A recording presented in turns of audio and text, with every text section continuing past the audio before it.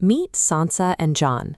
They share the same job title at the same company and both earn exactly $345,000 a year. Last year, they both maximized their 401k contributions, hitting the absolute legal limit allowed by the IRS. Sansa prefers to get her obligations out of the way.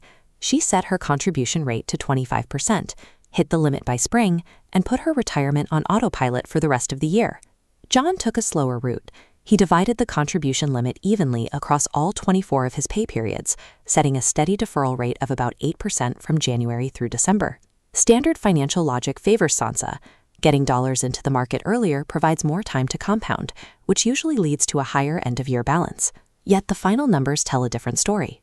Despite identical salaries and identical personal inputs, Jon ended the year with almost $7,000 more in his retirement account than Sansa. A structural failure in corporate payroll software creates this discrepancy, penalizing eager savers who reach their contribution limits too quickly. This diagram shows how payroll calculates matches biweekly. Because Sansa front-loads 25%, she hits the IRS limit by spring. Her contributions halt, and the employer match instantly flatlines to zero. Jon's steady 8% ensures he never trips the ceiling, triggering 24 full matches.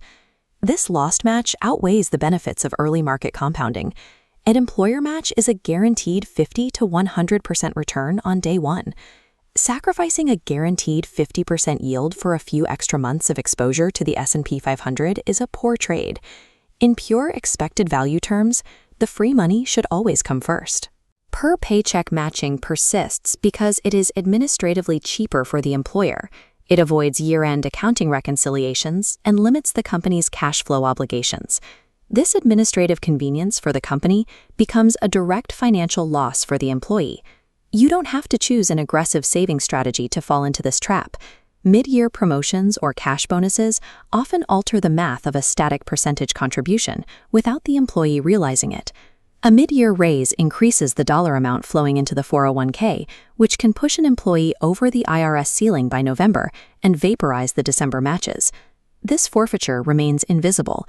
It does not appear on tax returns, W-2s, or standard fee statements, so many high earners lose this money for years without noticing the silent bleed draining their accounts. The trap operates silently, punishing career advancement and financial success without ever triggering an alarm. The silent financial damage of this mechanical error compounds aggressively when it runs unchecked over a 30-year career. At standard market returns, a recurring $7,000 annual loss swells to a deficit of over $500,000 by retirement. You can protect your money by looking for a specific contractual clause, the true-up provision. A true-up requires the company to perform a year-end audit. If you hit the cap early, the company recaps the difference in a single check. To find this, you must locate the formal summary plan description document. Search the text for the phrase annual true-up or year-end match correction. If your plan lacks this clause, you must manually divide the IRS limit by your gross salary to find the exact contribution percentage that lands you at the cap on December 31st. Long-term wealth is built by mastering the unglamorous, contractual rules of your compensation structure and capturing every